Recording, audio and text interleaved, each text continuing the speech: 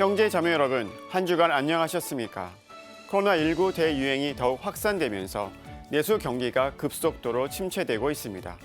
특히 방역 강화 조치로 영업이 제한되면서 자영업자들의 생존이 위협받고 있는데요. 보시는 사진은 서울의 쇼핑 1번지 명동거리의 낮과 밤의 모습입니다. 거리는 텅 비어 있고 문을 닫은 상점과 카페, 음식점은 점점 늘어나고 있습니다. 서울 명동의 소규모 상가 공실률은 2분기 0%였으나 3분기 28.5%로 소규모 상가 10개 가운데 3개가 비어있는 상황입니다. 공동체를 지키기 위해 일방적으로 희생을 강요당하고 있는 자영업자들에 대한 국가 차원의 고통분담 대책과 지원이 빨리 나와야겠습니다. 코로나19 확산의 한파까지 몰아닥친 지금 이 순간, 나보다 더 어려운 사람은 누구인지, 그들을 위해 나는 무엇을 어떻게 해야 하는지, 가톨릭 뉴스 주간 종합 함께 하시면서 약속하고 다짐하는 시간 가져보시기 바랍니다. 오늘 첫 소식은 낙태법 개정 상황입니다. 올해 말까지로 시한이 얼마 남지 않았는데요. 올해를 넘기면 낙태죄를 규정한 형법 자체가 무효화됩니다. 그런데도 대체 입법을 위한 국회의 움직임은 여전히 지지부진합니다. 이에 따라 주교회의 가정과 생명위원회와 행동하는 프로라이프가 낙태법 개정을 촉구하는 긴급 성명서를 발표했는데요. 어떤 내용인지 보시고요. 이어서 지난달 우리 사회에 큰 파장을 몰고 온 방송인 사유리 씨의 비혼 출산 문제와 관련해 정부가 비혼 출산이 불법이 아니라고 밝히면서 정치권에선 이를 법제화하려는 움직임이 일고 있습니다. 생명권이 침해되고 있는 두 가지 사안을 짚어봤습니다. 함께 보시겠습니다. 헌법재판소는 지난해 4월 낙태죄에 대해 헌법 불합치 결정을 내리고 올해 말까지 대체 입법을 하라고 주문했습니다. 1년 8개월이라는 짧지 않은 시간이 주어졌지만 국회는 제대로 논의를 하지 않았습니다. 국회 법제사법위원회는 개정 시한을 3주 정도 남기고 지난 8일 처음으로 공청회를 열었습니다. 하지만 고위공직자 범죄수사처법 개정안 처리를 둘러싼 갈등으로 국민의힘 의원들은 불참했습니다. 그나마 공청회에 참여한 의원들의 질의는 낙태죄 폐지를 주장하는 여성계 전문가에게 집중됐습니다. 공청회 이틀 후 21대 국회의 첫 정기국회가 막을 내렸습니다. 이대로 올해 안에 형법을 개정하지 않으면 낙태죄 자체가 무효화되는 초유의 사태를 맞게 됩니다. 수많은 태아가 낙태의 무방비로 노출될 상황에 처하자 주교회의 가정과 생명위원회와 행동하는 프로라이프가 지난 10일 긴급 성명서를 발표했습니다. 성명서는 5개 항으로 이루어졌습니다. 국회가 낙태법 개정에 적극 나서고 집권 여당이 법사위원회와 임시국회를 소집해 올해 안에 책임지고 입법을 추진하라는 내용입니다. 또 국회의장이 직권으로라도 낙태법 개정안을 본회의에 상정할 것도 요청했습니다. 아울러 종교계와 학계, 언론계와 시민단체가 낙태법 개정 입법을 강력히 촉구하고 낙태법 개정이 이뤄지지 않을 경우 야기되는 모든 사태에 대해 국회와 집권 여당에 책임을 묻겠다는 내용입니다. 주교회의 가정과 생명위원장 이성효 주교는 태아를 살리려는 호소에 귀를 기울여 줄 것을 요청했습니다. 입법에 참여하는 국회의원, 국민, 신자분들에게 간곡히 호소합니다. 태아를 살리자는 외침은 인간 생명 자체의 가치와 존엄성이 무엇인지 일깨우는 말입니다. 이는 어느 것과도 비교할 수 없는 인간의 권리이고 인간의 가치입니다. 이를 삶의 질과 관련된 가치, 여성의 자기 결정권, 또 건강권 등과 동등한 위치에서 비교하는 것은 옳지 않습니다.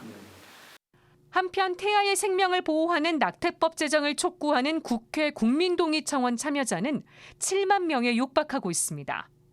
이달 말까지 10만 명의 동의를 받으면 소관상임위원회로 넘겨져 심사를 받게 됩니다.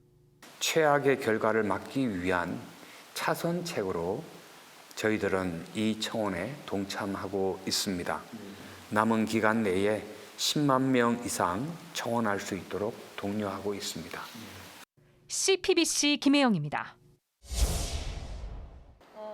체감온도가 영하 10도를 오르내리며 추위가 매서웠던 어제 오후, 한국기독교생명윤리협회와 성산생명윤리연구소, 바른인권여성연합이 정부 서울청사 앞에서 비혼 출산에 반대하는 기자회견을 열었습니다. 성산생명윤리연구소 이명진 소장은 비혼 출산은 가정질서를 파괴한다며 법제화 움직임을 강하게 비판했습니다. 비혼 출산은 건강한 혼인제도와 가족 제도를 교란시키고 훼손하는 방법이기에 윤리적으로 받아들일 수 없다. 우리는 가정을 지키기 위해 이 자리에 선 것이다. 서울대교구 생명위원회 사무국장 박정우 신부는 창세기에 나오는 선악과를 언급하며 비혼 출산 반대 목소리에 힘을 보탰습니다. 정자기증과 비혼모 출산은 바로 창조주의 뜻을 어기고 금지된 그 과의 열매를 따먹는 행위, 즉 창조 질서를 무너뜨리는 행위입니다.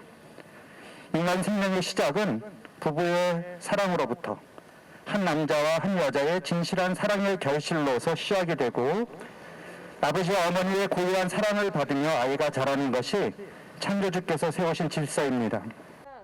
박 신부는 비혼 출산에 따른 체외 수정의 문제점도 비판했습니다. 인간 생명인 배아를 물건처럼 취급하고 일부 배아는 폐기하거나 실험 재료로 사용하는 점을 지적했습니다.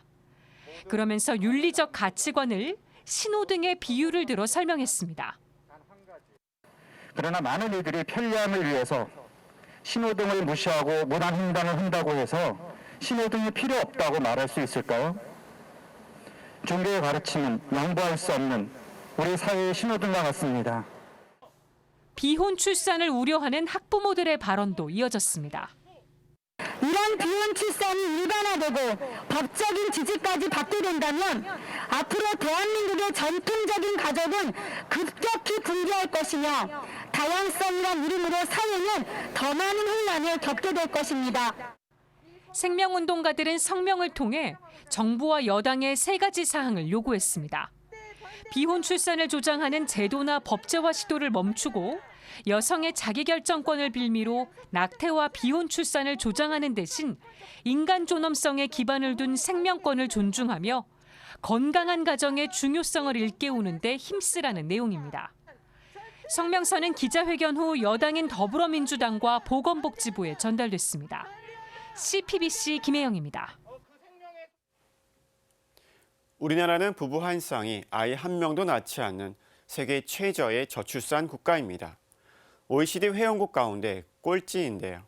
정부가 영아수당을 신설하고 육아휴직을 확대하는 방안을 내놨습니다. 출산율을 끌어올릴 수 있는지 문제점은 없는지 짚어봤습니다. 함께 보시겠습니다. 정부는 2006년부터 5년 단위로 저출산 고령사회 기본계획을 수립하고 있습니다. 지난 15일 내년부터 5년간 추진될 제4차 저출산 고령사회 기본계획이 발표됐습니다. 가장 눈에 띄는 대책은 영아수당 신설입니다.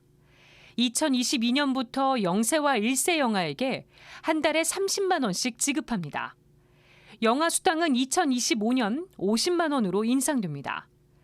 임신과 출산 전후 지원도 확대됩니다. 산모에게 주어지는 국민행복카드 한도는 60만 원에서 100만 원으로 인상됩니다. 아이를 낳으면 200만 원이 일시금으로 지급됩니다. 육아휴직을 2배로 늘리기 위한 방안도 마련됐습니다. 생후 12개월 미만 자녀가 있는 부모가 석 달씩 육아휴직을 하면 한 사람당 월 300만 원씩 지급합니다. 정부는 부모가 둘 다 육아휴직을 하면 한 명만 휴직했을 때보다 급여를 많이 받도록 해서 부모 공동육아를 늘리겠다는 방침입니다. 정부는 다자녀 지원 기준을 3자녀에서 2자녀로 변경하고 2025년까지 다자녀 전용 임대주택 27,500호를 공급할 계획입니다. 저소득 가구의 셋째 이상 자녀는 대학 등록금을 전액 지원할 예정입니다. 국공립 어린이집은 매년 550개씩 확충합니다. 이를 통해 공보육 이용률을 50%로 끌어올릴 계획입니다. 정부는 2025년까지 저출산 대응에 196조를 투입하겠다고 밝혔습니다. 하지만 15년간 180조를 쓰고도 효과가 없었다는 비판이 나옵니다. 기존 대책의 재탕, 삼탕이라는 지적도 있습니다. 정부는 저출산은 사회 전체가 힘을 모아야 할 문제라며 각계의 협력을 요청했습니다.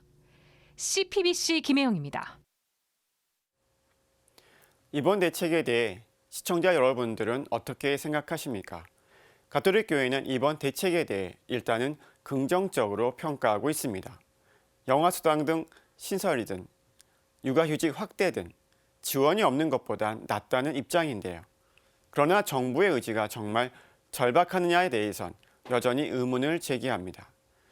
저출산 문제를 재난으로 생각하고 정부 정책의 우선순위에 둬야 한다는 게 교회의 입장입니다. 이와 관련해 서울대교구 생명위원회 사무국장 박정우 신부는 저출산이 초래된 근본 원인을 생각해보고 정부가 의지가 있다면 어린이집을 대폭 확충할 필요가 있다고 지적했는데요. 저출산 극복을 위해서는 정부가 현실을 직시하고 빚을 내서라도 할 수 있는 모든 정책적 수단을 동원해야 합니다. 계속해서 관련 뉴스를 전해드립니다. 아이 한 명을 키우려면 온 마을이 보살펴야 한다는 말이 있는데요. 하지만 코로나19 장기화에 겨울철 한파까지 겹치면서 학교 밖 청소년에 대한 우리의 관심이 낮아지고 있어 우려스러운 상황이라고 합니다. 어떤 노력과 도움이 필요한지 짚어봤습니다. 이어서 2018년 제주 예멘 난민 사태 이후 난민 수용에 대한 우리 국민들의 생각은 어떻게 나타났을까요? 유엔 난민기구의 최근 조사 내용을 전해드립니다. 함께 보시겠습니다. 서울시가 지난해 발표한 학교 밖 청소년 종합 지원 계획에 따르면 서울 지역 재학생 대비 학교 밖 청소년 발생 비중은 27% 정도가 기타 사유였습니다. 구체적으로는 퇴학이나 가정 환경, 교우 관계, 학교 폭력 등으로 학업을 중단한 것으로 나타났습니다. 한창 누군가의 도움이 필요한 청소년들이 드러내서 말하기 어려운 이유로 길거리로 내몰리고 있는 것입니다. 물론 정부와 각 지자체에서는 학교 밖 청소년을 위한 다양한 대책을 시행 중입니다. 여성가족부는 내일 이루막기를 통해 학교 밖 청소년의 성공적인 사회 진출과 경제적 자립을 지원하고 있습니다. 아울러 전국 200여 곳에서 운영 중인 학교 밖 청소년 지원센터, 즉 꿈드림 센터의 역할도 주목됩니다. 꿈드림은 학교 밖 청소년에게 상담과 교육, 직업체험, 자립지원 등의 다양한 지원을 제공하는 기관입니다. 서울시도 학교 밖 청소년 지원센터를 통해 학교 밖 청소년의 자활을 돕고 있습니다. 특히 재단법인 한국천주교 살레시오회는 학교 밖 청소년 지원센터를 위탁 운영하면서 누군가의 사랑과 온기가 그리웠던 이들에게 가족애를 심어주고 있습니다. 각 지자체도 꿈드림 센터 활성화에 힘쓰고 있습니다. 서울 양천구 꿈드림은 최근 학교 밖 청소년들이 직접 만든 가죽공예 물품의 판매 수익금을 복지재단에 기탁했습니다. 코로나19로 어려움을 겪는 이웃들을 돕기 위해서입니다. 강동구는 서울시 자치구 최초로 학교 밖 청소년들을 위한 교통비 지원에 나섰습니다. 서울시 교육청은 서울형 학교 밖 청소년 종합지원 중장기 대책을 마련했습니다. 내년부터 2024년까지 4년 동안 추진되는 이번 프로젝트에는 검정고실 중심 맞춤형 프로그램 운영 등으로 44억 원이 지원됩니다. 앞서 서울시 교육청은 2014년부터 학교 밖 청소년 도움센터 친구랑을 구축하고 학교 밖 청소년들의 고민을 상담하고 지원하고 있습니다. 천주교회는 교육을 통해 근본적인 가치들이 전달되고 받아들여진다고 가르칩니다. 나아가 가정과 교육기관들 사이의 협력은 큰 중요성을 띈다고 강조합니다. 학교 밖 청소년들, 비록 배우는 장소가 다를지언정 배움은 평등해야 합니다. 정부 집계에서 누락된 미인가 대안학교나 미등록 청소년들까지 아우르는 우리 사회의 전방위적인 지원이 더욱 요구됩니다. CPBC 김영규입니다. 2018년 500명이 넘는 예멘인들이 제주도로 입국해 난민 신청을 했던 제주 예멘 난민 사태.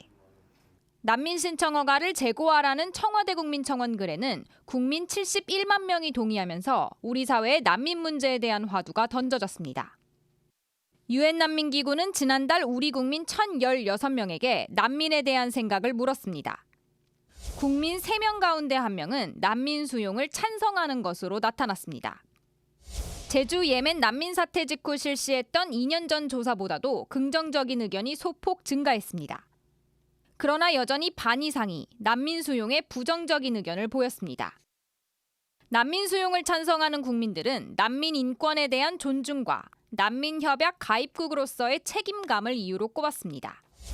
반면 수용을 반대하는 이유로는 정부와 국민의 경제적 부담 증가, 범죄나 사회 문제를 일으킬 것 같다는 의견이 다수였습니다. 한국천주교회는 난민 사목에 큰 관심을 기울이고 있습니다.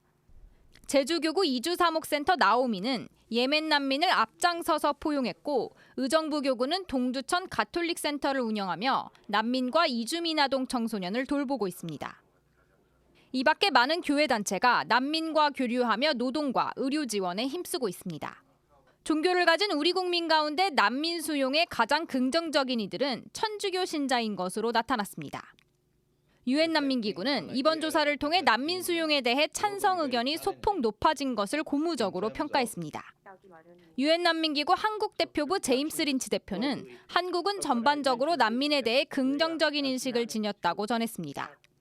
So we know that people in Korea understand very well what it's like to have to flee conflict and find safety and refuge. In contrast to a country that gives both from the government but also from its people such generous contributions to UNHCR are not welcoming more to refugees. 유엔 난민기구 친선대사로 활동하고 있는 배우 정우성 씨는 한국 사회에 적응하고 있는 난민들의 모습 자체로 사회적 편견이 해소되고 있다고 말했습니다. 그때 들어왔던 난민들이 그때 여러분들이 우려했던 어떤 그런 위험한 인물들이 아니라 지금 각자의 삶에 굉장히 충실한 그리고 지역사회에서 자기의 임무를 충실하게 해나가면서 자기의 삶을 지속해 나가려는 의지를 보여주고 있는 사람들이라는 것이 자연스럽게 입증되어 가고 있기도 하죠. CBBC 전은지입니다. 지난 12일 경기도 성남에 있는 무료 급식소 안나의 집에 한 모녀가 벤츠 승용차를 타고 와서 도시락을 달라고 요구했습니다. 이 사실이 알려지자 많은 네티즌들의 공분을 샀고 지금도 그 공분은 이어지고 있는데요. 이탈리아 출신으로 귀화해 안나의 집을 운영하고 있는 김하종 신부는 도시락은 노숙인을 위해 준비된 것이라며 막아서자 이 모녀는 오히려 공짜 밥을 주는 곳인데 왜 막느냐며 화를 냈다고 합니다. 김하종 신부는 SNS를 통해 이날의 일을 전하며 이렇게 말했습니다. 스스로 끼니를 해결할 수 있는 분들이 가져가는 도시락 하나가 그분들에게는 한 끼일지 모르지만 노숙인 한 명에게는 마지막 식사일 수 있다고 말입니다. 지금 다른 무료 급식소의 경우 코로나19 사태 장기화로 운영을 중단하거나 도시락이 모자라 어려움을 겪고 있습니다. 무료 급식소를 통해 바라본 우리 사회의 단면이 혹한의 추위보다 더 매서운 것은 글쎄요, 사제인 저만의 생각일까요? 다음 소식 전해드립니다. 지금 우리는 성 김대건 신부 탄생 200주년 희년을 시작하고 4주째 보내고 있는데요. 시청자 여러분, 잘 보내고 계신가요? 희년을 보다 뜻깊게 보내기 위해 가톨릭 뉴스에서는 김대건 신부님의 생애를 들여다보는 기획보도를 마련했습니다. 오늘은 첫 번째 시간으로 성장 과정과 신학생의 선발된 이유를 전해드립니다. 이어 희년을 맞아 가톨릭 평화방송도 매월 캠페인을 진행하고 있는데요. 참 신앙인으로 거듭나기 위한 실천사항을 소개하는 방식입니다. 이번 달 실천사항은 김대건 서한 읽기입니다.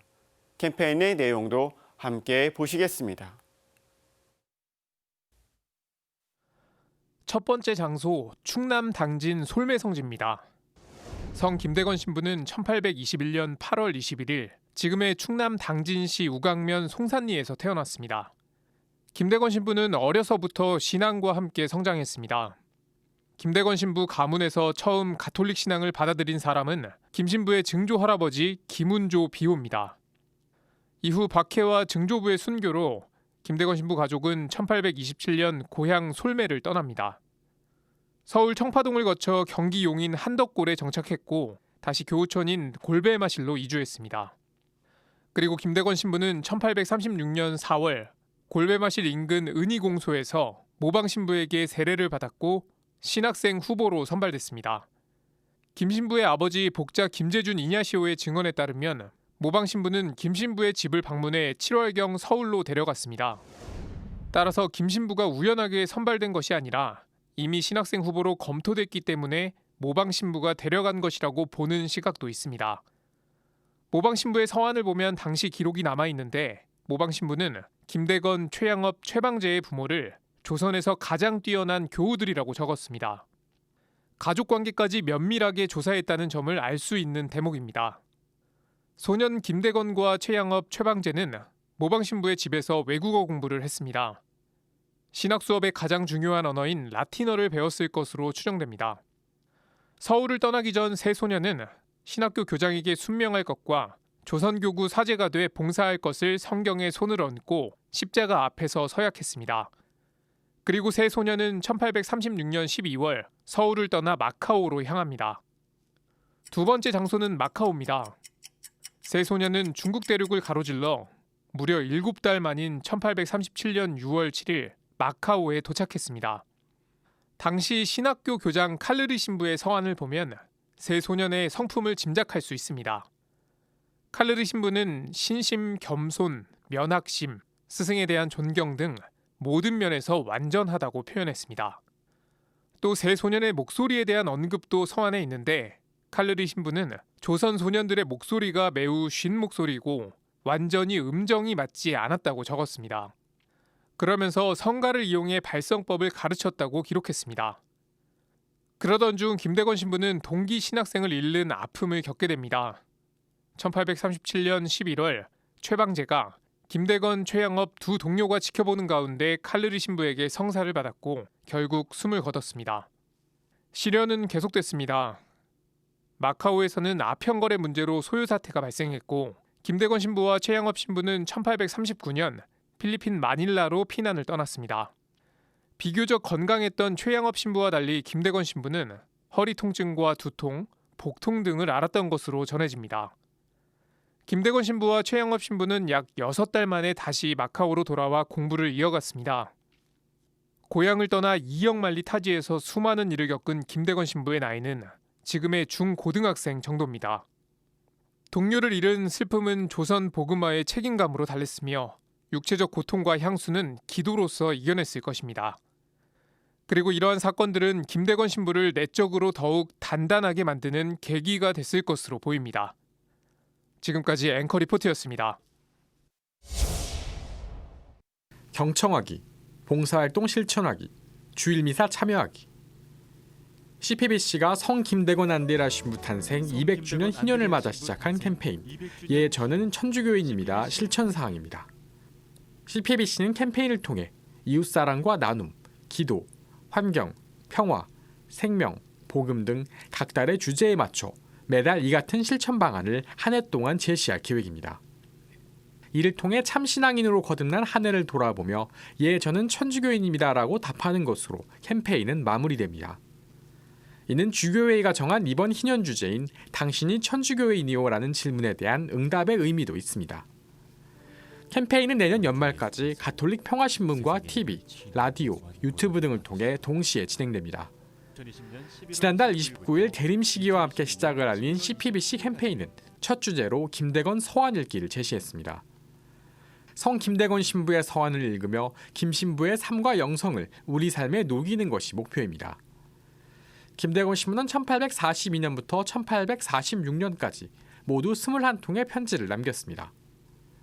편지에는 김 신부의 조선 입국 과정 등 선교를 위한 여정은 물론 조선을 비롯한 다양한 나라의 정세와 교회 사정 등 다양한 내용들이 담겨 있습니다. 특히 김 신부가 체포 후 옥중에서 쓴 편지는 김 신부의 신자들을 향한 사랑과 희생 정신을 오롯이 느낄 수 있습니다. 우리는 미국의 전장에 나아갈 터이니 부디 착실히 닦아 천국에가 만나자. 모든 신자들은 천국에 만나 영원히 누리기를 간절히 바란다. 김대건 신부의 편지는 이 빈들의 당신의 영광이와 성 김대건 안디라 신부님 탄생 200주년 희년살이 안내서, 성 김대건 바로 알기, 성 김대건 바로 살기 등 관련 서적에서 찾아볼 수 있습니다. 이 빈들의 당신의 영광의 역자 정진석 추기경은 김 신부의 편지 내용은 매우 감동적이고 충격적이며 교훈적이라며 한번 읽기 시작하면 중단하기 어려울 만큼 재미있는 이야기가 골고루 들어있다고 평가했습니다. CPBC의 12월 캠페인은 오는 31일까지 진행됩니다. 가톨릭 뉴스에서는 새날이 시작될 때마다 새로운 캠페인을 전할 계획입니다. CPBC 장현민입니다.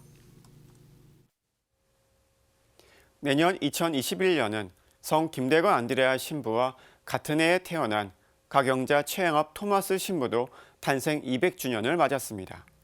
내년 3월 1일인데요. 최양업 신부는 김대건 신부에 이어 우리나라의 두 번째 사제로 온 생애를 선교의 열정으로 가득 채운 땀의 증거자, 길 위의 사제라고 불리웁니다. 탄생 200주년을 기념해 최양업 신부의 10억 치성을 기원하는 미사가 전국 각 본당에서 봉헌되고 기념 행사도 열립니다. 미사와 주요 행사 내용 소개해드립니다. 함께 보시겠습니다.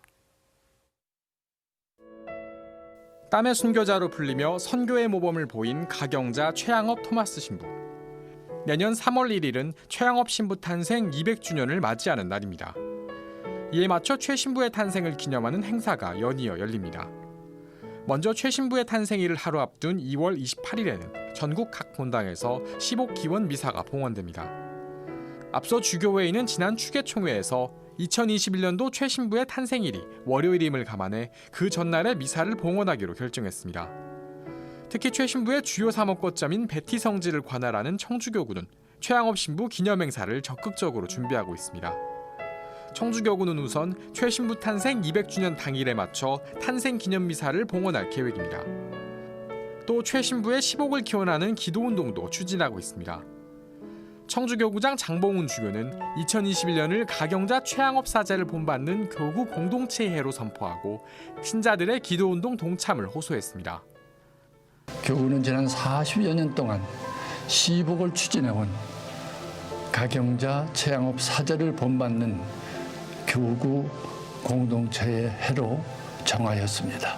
아울러 2021년 최양업 사제 탄생 200주년이 되는 뜻깊은 해에 최 신부님이 시복되는 영광을 누릴 수 있도록 신자 여러분의 열렬한 기도를 청합니다. 음성 봉암 성지와 충주 숲거리 형장 등 청주교구 관할 지역 내 최 신부 관련 성지에 대한 개발도 추진됩니다. 특히 최 신부가 신자들에게 세례를 준 멍해목 성지에는 최양업 신부 세례기념 성당을 건립하기로 했습니다. 최 신부의 탄생지인 청양 다락골 성지를 관할하는 대종교구와 최 신부의 묘소가 있는 원주교구도 관련 준비를 서두르고 있습니다. 대종교구는 최 신부의 탄생일에 맞춰 기념미사를 봉헌하고 최 신부의 선종일인 6월 15일에는 선종 160주년 미사를 봉헌합니다. 또 최 신부의 삶과 영성을 재조명할 수 있는 학술대회도 열립니다. 원주교구는 최 신부의 탄생일과 선종일에 미사를 봉헌하고 피정을 개최하기로 했습니다. CPBC 장현민입니다. 이번 주일은 대림 제4주일로 아기 예수님의 탄생을 염원하는 대림의 마지막 주일입니다. 대림 제4주일의 전례와 의미를 전해드리고요. 이어서 대림 시기, 가톨릭 평화방송 평화신문을 통해 잇따르고 있는 사제들의 아름다운 나눔을 소개해드립니다. 함께 보시겠습니다. 대림은 주님의 성탄을 준비하면서 다시 오실 주님을 기다리며 경건하게 기도하는 때입니다. 대림 시기는 주님 성탄 대축일 전까지 4주 동안을 말합니다. 이 가운데 대림 제4주일은 우리가 기다린 분이 누구인지를 알려주며 그 탄생을 예고합니다. 교회는 사순 시기와 마찬가지로 기도와 단식, 자선을 권장하며 고해성사를 권고합니다. 평일 미사 독서는 구원에 대한 희망이 잘 드러난 스바니아와 말라키 등의 애연서가 낭독됩니다. 또 요한 세례자의 탄생에 관한 내용도 언급됩니다. 요한 세례자는 구약의 마지막 예언자로서 이스라엘 백성 가운데 구세주가 오셨음을 선포해 주님의 시대를 여는 역할을 했습니다. 대림 시기는 미사 때 대영광송을 하지 않습니다.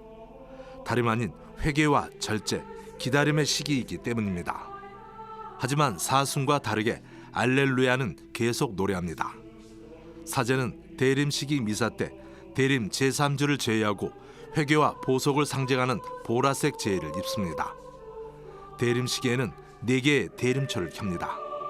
특히 대림 제4주일에는 모든 초에 불을 밝히며 주님 오심이 임박했음을 알립니다. 신자들은 주님 성탄 대축일 직전인 24일까지 대림 시기의 은총을 묵상하며 판공성사를 통해 영혼을 깨끗이 합니다. 특히 이번 주님 성탄 대축일은 코로나19 속에 맞이하는 만큼 의미를 더하고 있습니다. 프란치스코 교황은 그제 수요 일반 아련에서 올해는 코로나19로 인한 불편함과 제약이 따르겠지만 더욱 진실한 성탄이 되길 희망했습니다. Anche ci aiuti questa difficoltà a purificare un po' il modo di vivere il Natale, di festeggiare, uscendo dal consumismo, che sia più religioso, più autentico, più vero. CPBC 김영규입니다. 1966년 12월 사제품을 받은 차인현 신부는 서울대교구 원로사 목자입니다. 1940년생으로 만 80세인 차 신부는 서울 은평구에 있는 사제관에서 홀로 지내고 있습니다. 차 신부는 평생 식복사 없이 손수 끼니를 챙기며 검소하게 생활해왔습니다. 차 신부는 젊은 시절 로마 교황청 음악대학에서 학위를 취득한 교회 음악가입니다. 1980년대 중반엔 중림동 약현본당 주임으로 사목하면서 서서문 순교 성지 전시관과 가톨릭 교회음악대학원 건립에도 앞장섰습니다. 원로 사제의 일상은 소박합니다.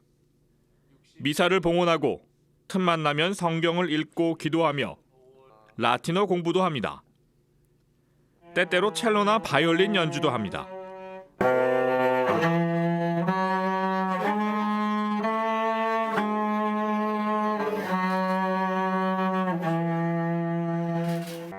가톨릭대 교수 신부이자 그레고리오 성가 개론서 저자이기도 한 차 신부는 평생 검소하게 살면서 모은 1억 원을 방송 선교에 앞장서온 가톨릭 평화방송의 발전 기금으로 기탁했습니다. 자신의 수품 54주년 기념일인 지난 16일 가톨릭 평화방송 조정래 사장 신부에게 조용히 성금을 건넸습니다.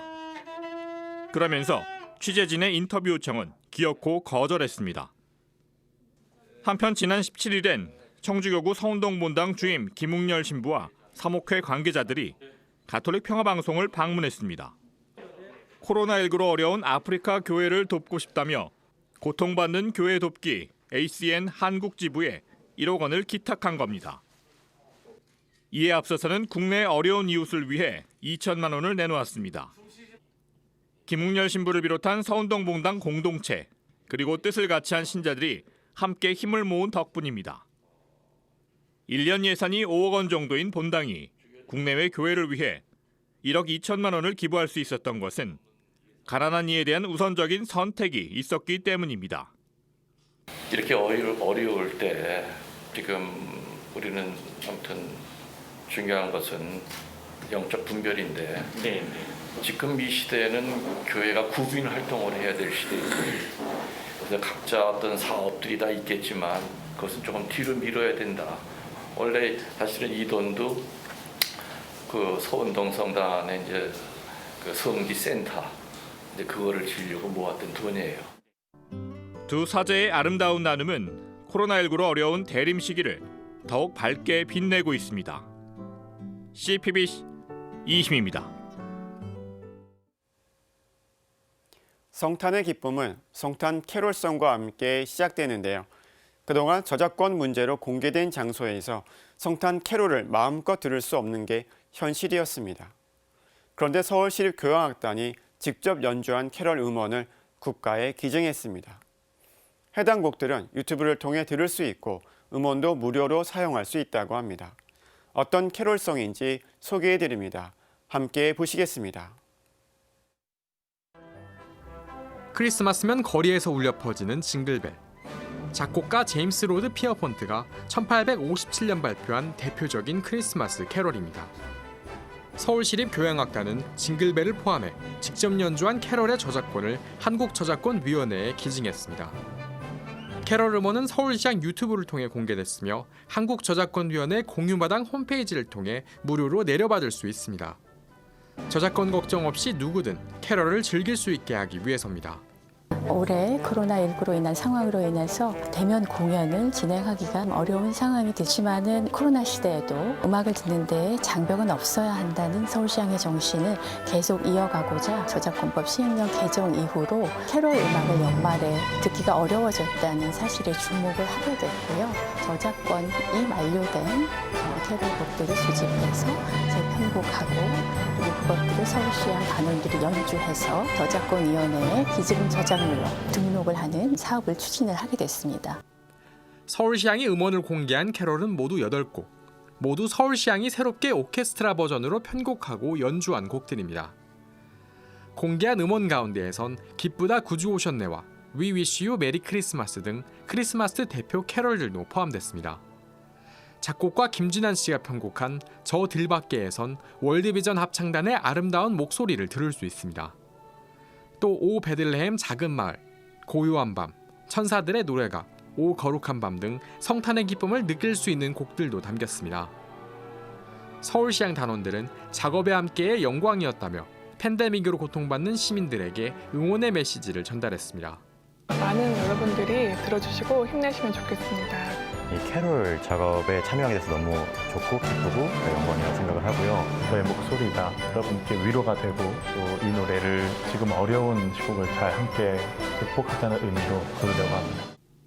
CPBC 장윤민입니다.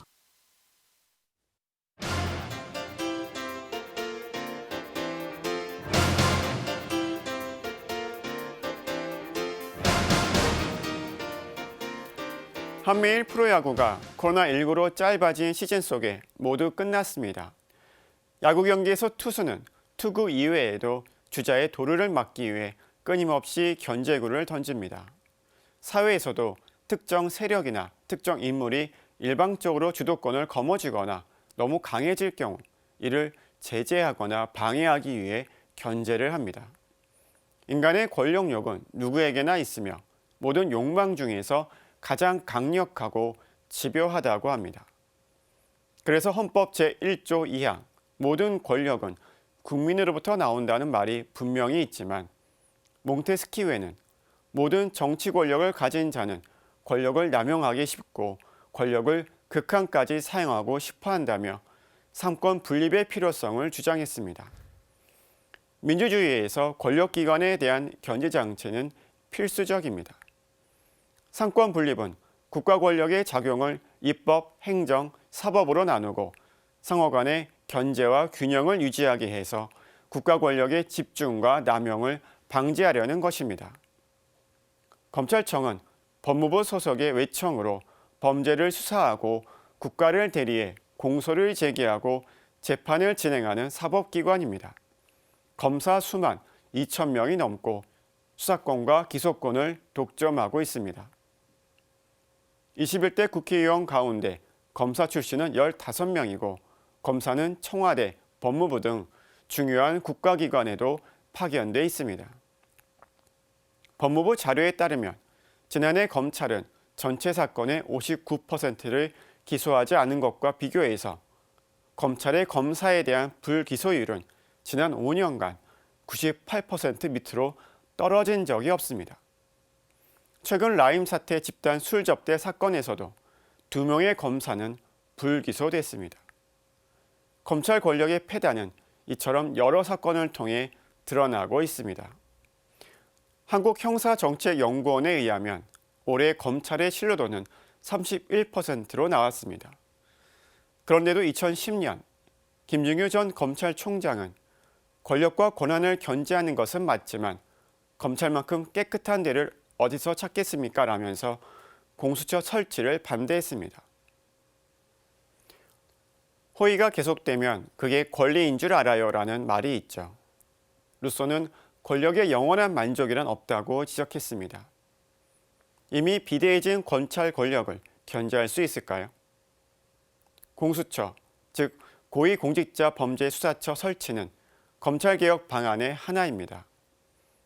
법관과 지방자치단체장, 검사 등 고위공직자와 그 가족의 비리를 수사하고 기소할 수 있는 독립기관입니다.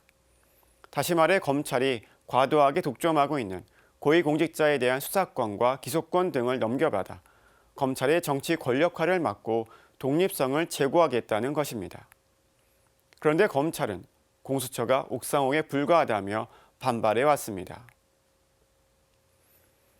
최근 종교계의 시국 선언문에서 법무부의 검찰개혁 조처에 대해 지지한다라고 말했고 이에 반발하는 시국 선언도 나오고 있습니다. 윤석열 검찰총장의 제재에 대해선 국민 간의 갈등이 커지고 있습니다.